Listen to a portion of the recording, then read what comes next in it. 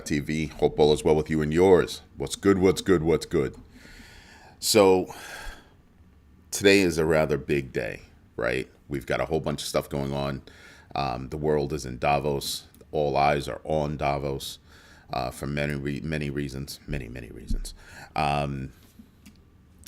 What's the first thing that comes to mind is, in my humble opinion, they're not tactics, they're antics. They're not well thought out. They're meant for a short-term gain. I just don't see it, right? I just see a lot of things as antics to keep the Americans' eyes off of certain things and onto certain things, right? We've got gold reaching all-time highs. What is it? $4,730 yesterday, actually this morning. So these are not small things. In no way, shape, or form are these small things. And this is one of the reasons why I'm seriously pushing for people to practice the GMB3. Do your own research, understand your exits and entries, and absolutely invest deliberately. So it's a massive problem. It's a massive problem that we don't seem to be able to get away from. We're just going to have to deal with it. I don't know if you were paying attention to the news reports that I dropped yesterday, the articles that we dropped yesterday. New York Stock Exchange launched a blockchain-based tokenized securities platform for 24/7 trading, reduced SWIFT fees, and emphasized multi-chain support. With Binance founder CZ calling it bullish for crypto.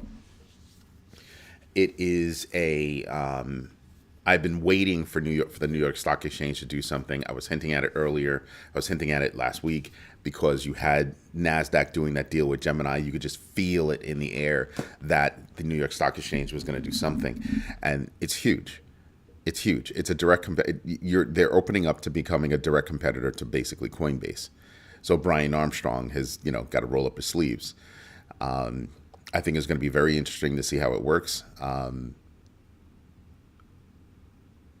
I actually do think it's a good thing. I think competition is a great thing, but I think the banking industry, aside from the stock markets, the banking industry is just trying to cheat, right? On one hand, they're working with companies like Coinbase to actually supply digital asset management and custodial services, that kind of stuff. And on the other side, well, we don't want them to actually collect money off of staking stable coins.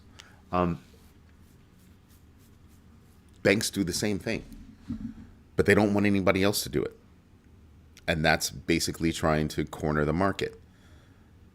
The market does better when there's competition. Banks need to get up off their lethargic behinds and step up their game. Simple as that. It really is simple as that, right? Do I like, am I a fan of Brian Armstrong? No, but he has a point. Listen, you guys do worse. So why are you crying about what we're doing? Some of the rules that were supposed to be, some of the rules and write-ups that were supposed to be in the Clarity Act changed in favor of banks because of all the lobbying that they were doing. Removing that kind of equal rail system for crypto and for the banking institutions, it's not good. It's a no bueno situation. So I think that I think this is one of the reasons why people are just saying, listen, we should remove the ability for politicians to be able to, buy, sell, trade stocks, cryptos, all that stuff. And we should do it for the presidency as well. Because there should be no monetary influence, which would free people up to take a pragmatic approach to larger issues, right? You'd be able to say, well, you're both a part of the same industry. You do different things, but you're a part of the same, overall industry. So why should there be different guardrails when you're doing pretty much the same exact thing as over here? You should have the same kind of guardrails. You're both trying to move money digitally. You both do move value digitally. Free and fair competition. Step up your game. That's how I'm looking at it. U.S. tariffs from 2024 to 2025 has been reported to burden domestic consumers and businesses with about $200 billion plus in costs. There was another study that said the United States citizen, the average person, entity in the United States, paid for 96% of the tariffs. No one should be amazed by that. Everyone should look at tariffs as what they are: taxes against your own people. We're collecting all this money. Money, money, money. Where's the money coming from, bro? Where's the money coming from? That's right. I call them bro. Where's the money coming from? Because I don't like the word bro. It's coming out of our pockets. It's coming from out of our pockets. And I want you to think about something else. Right now, name a single friend to the United States economically. Who's our friend? Right now, we have caused economic volatility against Europe. We already have that worse volatility with China, with Russia, with basically all of the BRICS nations, right? So why are we picking a fight with the only friends we have left? Oh, they're not friends anymore, economically. They are literally freaking out right now.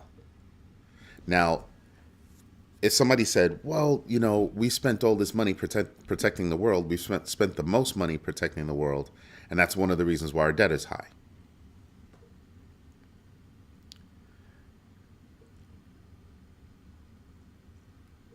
Felix, I'm going to ask you a blunt question. Is Israel our friend, or are we their benefactor? We give them billions of dollars every year. Billions. So, yeah, I don't know about that. So, I mean, yeah, I don't know about that. That's a really big question mark in my head. But our country seems to think that we can just run around spending money wherever we feel like spending money we don't have. But again, see what I mean? So if we don't have friends in Europe, we don't have friends in the Middle East, we don't have friends in BRICS, that means the United States economically is standing alone. We've now shifted the thought process to have no friends. With all the comparisons that are going on, even Germany had friends. Partners, at least. So we've got to start thinking about, how does everything affect our money? Now, let me tell you something. Let's not get it twisted. The EU's financial situation is not great. It's not. Even the IMF is telling the EU, get your act together economically. The UK is hosed. France is hosed. There's so many countries in the EU that economically are already hosed. So you have to stop and ask yourself, well, what you doing? Which makes me rethink what debt is. Like, the United States has a high debt number, 38 point something trillion dollars in debt. What does that stem from? How did that happen? Right? Dig into that, all that good stuff. And we already have too high of a debt. But you start to realize, wow, we have kind of been financing the world's, protection. And economically, how does that work out for us? How has it worked out for us? It was also a conscious decision on our side to, want to spend that money. But now we're collecting additional taxes tariffs from our side of the fence. And then how does that affect things? We can either pay those tariffs or not import those goods and services. Right? For those companies that can afford to pay for those goods and services, they paid for them. But that money, let's not get it twisted, that money came from this side of the fence. Not that side, this side. 96% of it, as a study showed, 96% of the tariffs were paid for on the U.S. side of a tariff war. And we want to introduce more tariffs. Nice. But we keep sending out money. 40 billion to Argentina, billions to Israel. How many other billions that we're just throwing away elsewhere?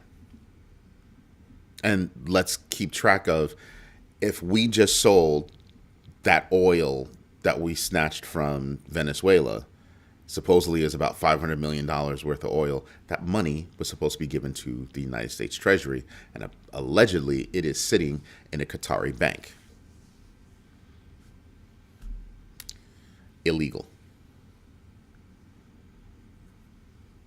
We need to fix up our house before we start wagging fingers at other houses and also trying to kick in other doors to say we need to take over that house, especially for no reason, when militarily we can do whatever we want in Greenland.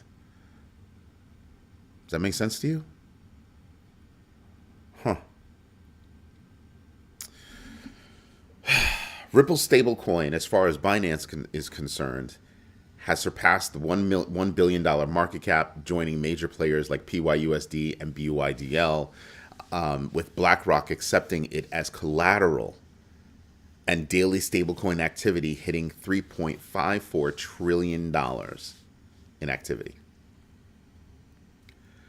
RLUSD has got the rocket booster strapped on.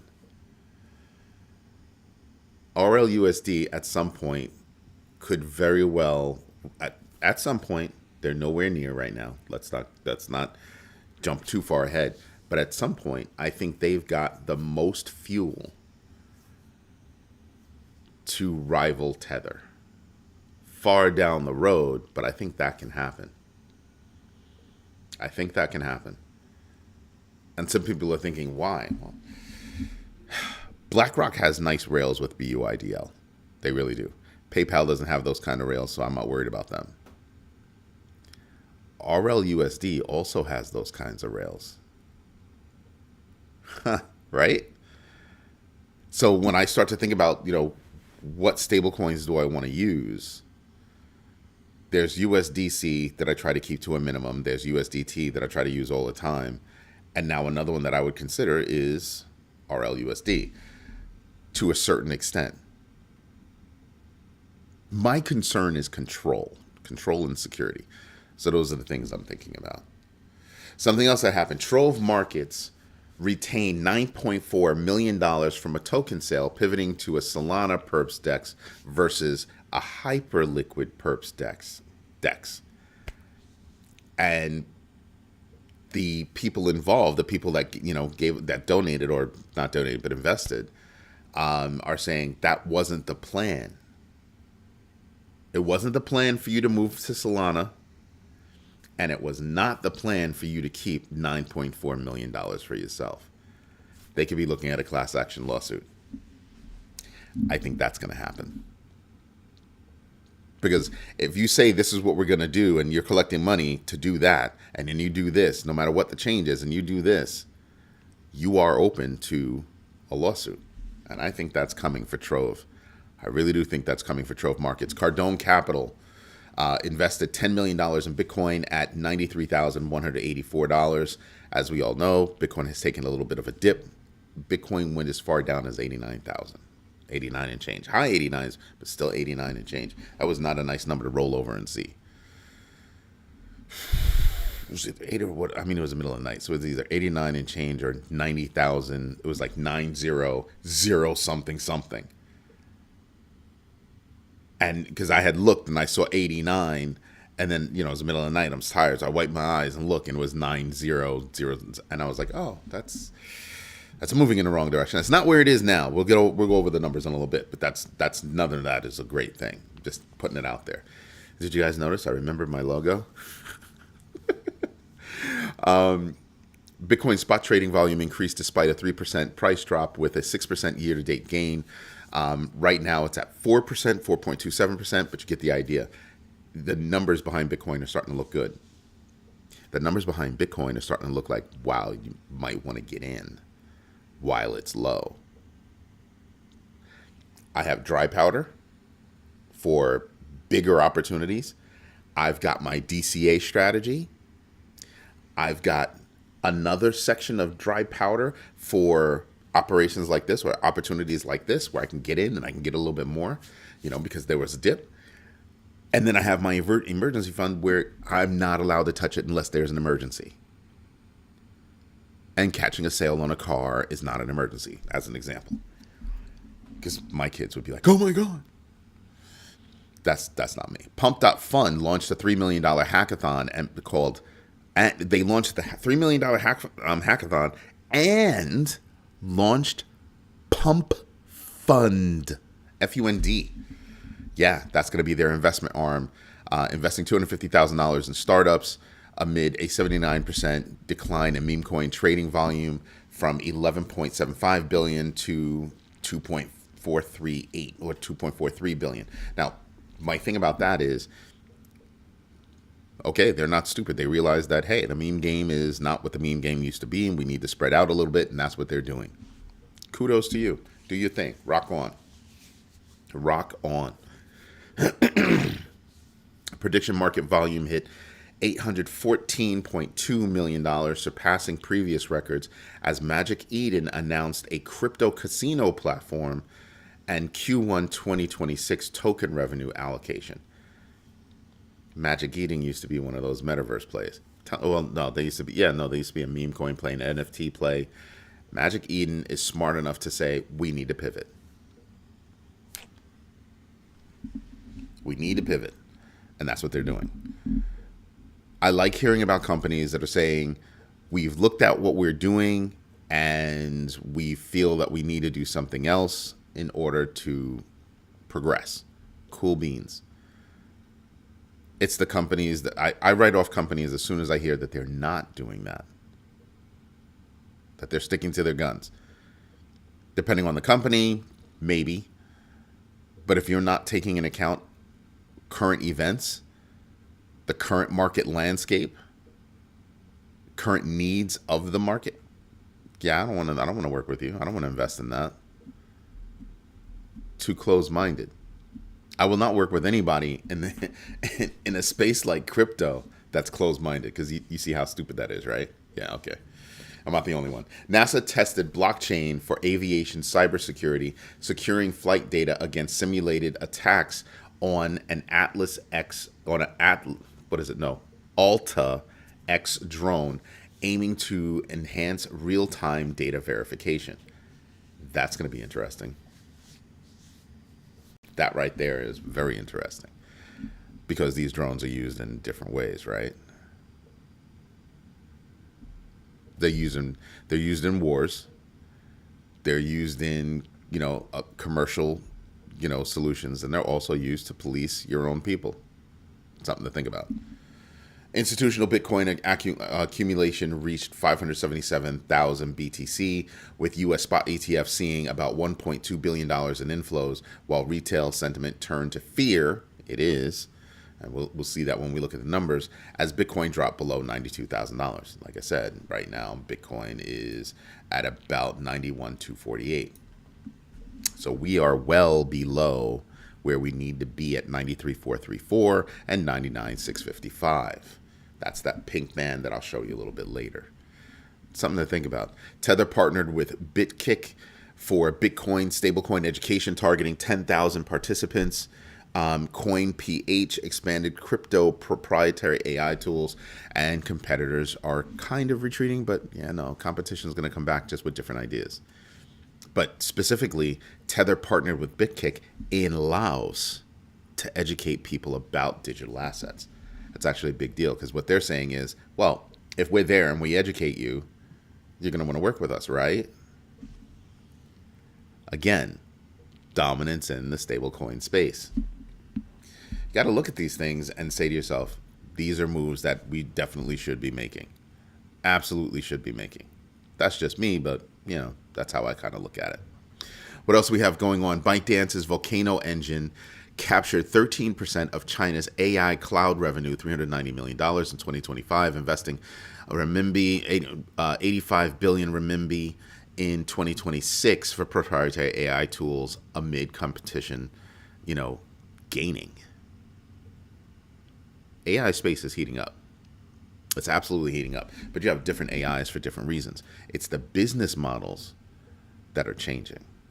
I think the most susceptible to a business model change is going to be OpenAI. Not going to be, is OpenAI. The second would be Anthropic. Because truth be told, I don't need either one of them. We have a local implementation. We've got like 10 nodes running AI for us that handle what we need internally at my companies. And I think other companies are starting to do the same thing. Because all of these engines have already eaten up everything that mankind has to offer. Just saying. So now they're starting to cannibalize off of what AI has created. Interesting. Very interesting. Natural gas prices surged 17.76% on January 19th due to cold forecasts. It was free.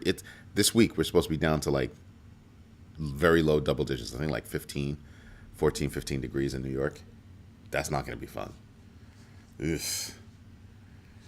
Just putting things in perspective. But you know what we should do now? That's right. We should look at the numbers. So let's go do that. Pull this, push that. Let me get my notes out of the way.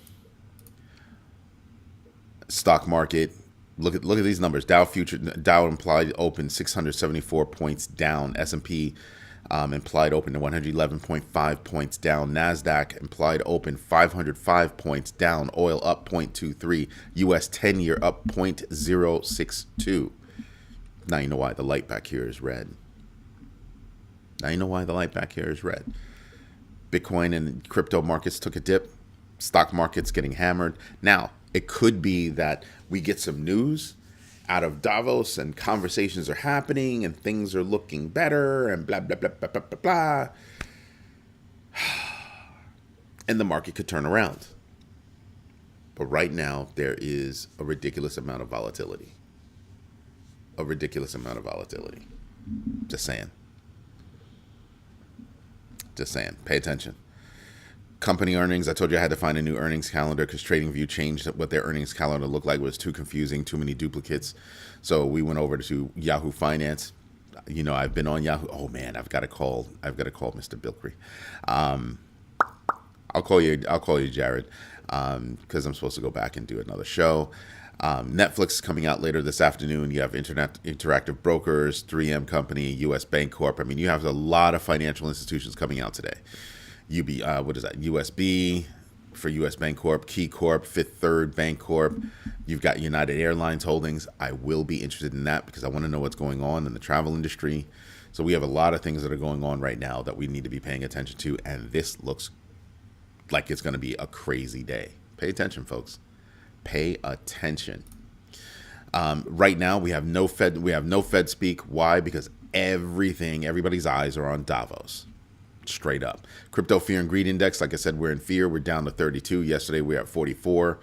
DeFi Llama. You can see the volume. That's right here. Yeah, we're currently at $124.5 billion in total value locked. Remember, yesterday we hit as high as 130. So that's that's about a $6 billion drop in total value locked. Bitcoin, like I said, massive drop here. It looks like we're trying to take another massive drop here, and we're falling below what our support once was. If we didn't if we didn't keep, droning on about Greenland, start droning on about now we want a tariff war because we want what we want, I fully believe that we would be still consolidating within this pink band, and that would have set us up to go above 100 again. But no, we mentioned tariffs and we decided to tank the market. And that seems to be what we're doing right now. Just saying, pay attention to these things. Pay attention to these things. Now, to me, this could just be a dip, because this is right here is where I'm kind of looking at. Right there. What's that? 89,203. The reason why I'm looking at 89,203 because that's where we were right there, around that number. So if we can maintain, no, it's not a trend line or anything else like that. It's just the last low number from when we were starting to consolidate before that jump up. So right there is what I'm looking at. As if we can stay above that, we have an opportunity to go back up. We need good news out of Davos, or at least pacifying news coming out of Davos. We cannot come out of Davos with the new regime being ostracized. Anything like that is going to drive the markets below. Peter Brandt, my favorite, naysayer, is saying, listen, there could be a 30% contraction. We've set the stage for it. We've absolutely set the stage for it. Looking at the big numbers, this is Ondo. Not Ondo, but this is Citigroup's tokenized stock markets. And it's at 116,237. You can go do your own research on that. I'm taking a look at it. It's something to pay attention to. Remember yesterday I said I don't know what that is. Now I know what that is. Okay? So I'd be looking at that. I'd still be looking at Hype, XMR, anything having to do with privacy. That's what I'm going to be looking at. Then I just have everybody else that I'm just naturally looking at. BTC, BCH, XRP, Sol, if you're into that kind of thing. Look at Sol. Sol is at 128 right now when it was at 140 something. So this could be a massive opportunity to get in. If you like Sol and you think you can make some money, if Sol goes back up to where it was, you can see, like a 12%, 15% rise real quick. Just saying. But right now, I'm looking for some kind of stable rhetoric coming out of something. I don't know. So I'm just holding on. The only thing that's staying the way I want it is my dollar cost averaging strategy, where you just sprinkle, baby. Sprinkle.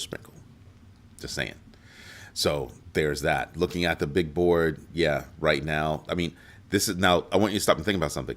So for the longest while, for like the last 2 weeks or something like that, Ethereum had been 2 points above Bitcoin. Now they're basically neck and neck. From year-to-date numbers. Something I was looking at. GMB and XRP seem to be just bouncing back and forth between each other, right?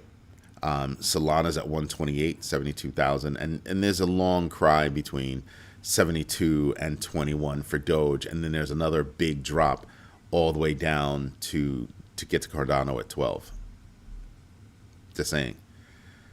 I hope you're paying attention to Bitcoin Cash, Monero. Monero's in the top 15 now. Just saying. There are things that I pay attention to that I'm noticing.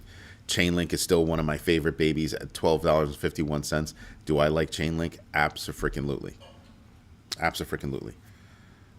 Hyperliquid, another one I pay attention to. I still pay attention to Aster, even though it's been sucking lately.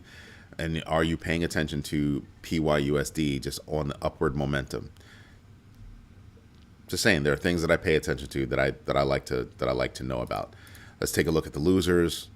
Anybody here that I'm paying attention to? Monero's down 11.24% with a GMB X factor of 0.40 rather.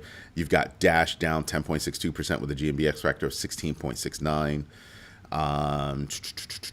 Farcoin is down at 8.13% with a GMB X factor of 7.18. Who else? Trust Wallet down 7.3 with a GMB X factor of 2.08. Hyperliquid down 5.75 with GMB X factor of 1.61. And then we drop to the ones that I really don't care about. But I do know people that are in Aerodrome Finance down 5.45, GMB X factor of 3.86. Just saying, there are numbers here that tell me there are places where I can get in. I just want to wait for some dust to settle before I do that. Just saying, keeping it real for you. Anyway, everybody, this is Eddie J on Crypto for GrowMyBag.tv. I hope you like what I'm doing. If you do me a favor, smash the likes, tell your friends about this community, because this is the only community where we care about what is going on up here. Your first investment is in yourself, and you must invest in order to survive. That's a real deal thing. As usual, thank you for your time. Thank you for your patience. And as always, thank you for your trust. Me and my team will work for that every single day. Don't forget to go to growmybag.tv, sign up, become a member. Why? Because membership has its benefits. We're about to launch DMs, notifications, and we've got a lot more coming. A hell of a lot more coming. Like I said, over the past 4 years, we've dropped over 13,000 articles and growing. We've got over 1,500 videos that we drop on a daily basis. We've just got things coming along that becoming a member and showing your support for us would really, really help. Everybody, this is Eddie J on Crypto for GrowMyBag.tv. I hope you have a good one. I'll see you tonight on The Overflow at 8 p.m. Eastern Standard Time. Have a good one, everybody. Bye-bye.